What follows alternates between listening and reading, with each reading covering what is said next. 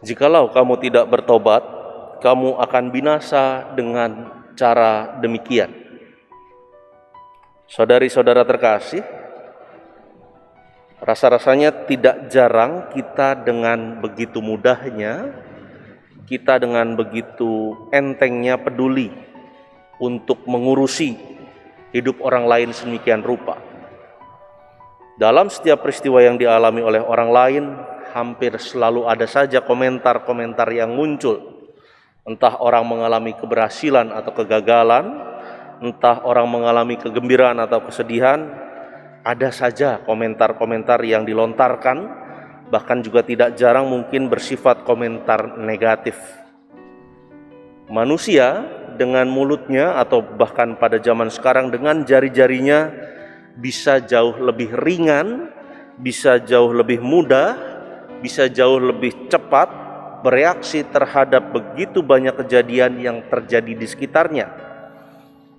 Manusia dapat dengan mudah dan entengnya berkomentar, berseloroh, memberikan opini tentang hidup orang lain tanpa memperhitungkan dan juga tanpa mempertimbangkan potensi-potensi akibat apa yang akan menyertainya.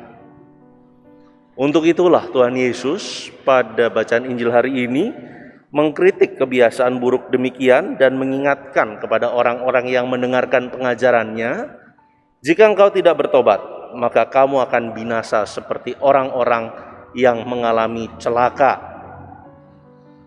Karena apa? Karena sesungguhnya setiap orang punya tanggung jawab atas perkembangan dirinya, bagaikan pohon ara yang muncul dalam perumpamaan Tuhan Yesus dalam bacaan Injil pada hari ini. Ada saatnya setiap orang atau setiap pohon dinanti buahnya dan dinilai berdasarkan perkembangan apa yang sudah dihasilkannya. Ketika orang hanya sibuk mengurusi hidup orang lain, bagaimana mungkin dia bisa punya waktu untuk mengurusi perkembangan diri dan hidupnya sendiri?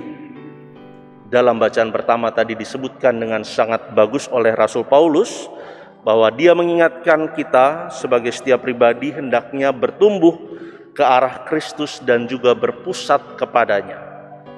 Dan di dalam Kristus kita bisa mencapai kesatuan iman, kita bisa mencapai pengetahuan yang benar akan kehidupan dan juga kedewasaan diri, sehingga kita tidak mudah diombang-ambingkan, kita tidak mudah dibawa ke sana kemari oleh apa yang menjadi kecenderungan-kecenderungan pada zaman ini. Dan juga kita tidak mudah dibingungkan oleh segala macam kesulitan dan tantangan. Kiranya itulah situasi pohon yang baik untuk berbuah, itulah salah satu gambaran bagaimana kita dapat menjadi pribadi sebagaimana pohon ara yang diharapkan oleh sang pemilik kebun itu agar berbuah sesuai dengan fungsi dan tugasnya.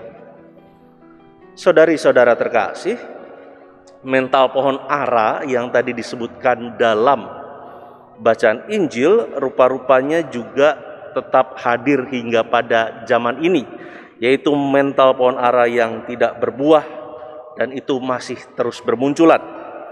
Seperti orang-orang yang di luarnya rasa-rasanya kelihatan rohani sekali, rajin dan taat melakukan acara dan aturan keagamaan, tetapi barangkali praktek hidup sehari-harinya penuh tipu daya dan kesewenang-wenangan.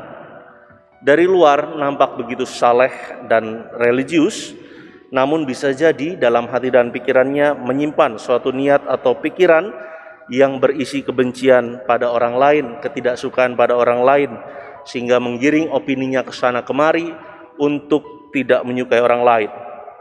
Dan orang-orang seperti ini biasanya suka memaksakan kehendak dan pendapatnya tidak dapat dibantah. Terhadap orang-orang yang tidak setuju inilah mereka akan menjauh, bahkan tidak jarang menganggapnya sebagai musuh. Dan untuk itulah tadi Tuhan Yesus mengadakan perumpamaan demikian. Tuhan Yesus memberi kelonggaran, Tuhan Yesus memberikan kesempatan untuk setiap pribadi dalam setiap langkah hidupnya agar mawas diri terhadap kecenderungan-kecenderungan seperti ini. Artinya, dalam diri siapapun bisa muncul bibit-bibit benih-benih kecenderungan yang tidak baik, sebagaimana yang Tuhan Yesus sampaikan dalam perumpamaan di bacaan Injil. Dan dalam bacaan pertama juga, Rasul Paulus menegaskan bahwa keinginan daging adalah maut, tetapi keinginan roh ialah hidup dan damai sejahtera. Artinya, kehidupan dan damai sejahtera itu bukan hanya sekadar impian atau fantasi belaka, tetapi ia harus diwujudkan dalam hidup kita lewat pikiran, perkataan, dan perbuatan, sehingga itulah yang menunjukkan buah-buah kebaikan dan kebenaran kita. Dan dalam konteks itulah kita menampilkan bahwa hidup kita sebagai orang beriman menghasilkan buah dan tidak seperti pohon ara yang disebutkan dalam bacaan Injil. Tuhan Yesus mengatakan dengan tegas, "Jikalau tidak bertobat, maka kamu akan binasa dengan cara demikian." Artinya, jika kita terus-menerus memelihara bibit kedagingan, jika kita terus-menerus memelihara kecenderungan buruk, maka percayalah, kita tidak menjadi orang yang mengalami hidup dan kedamaian, melainkan secara perlahan namun pasti kita menciptakan kebinasaan bagi diri kita sendiri. Kemuliaan kepada Bapa dan Putra dan Roh Kudus, seperti pada permulaan, sekarang, selalu, dan sepanjang segala abad.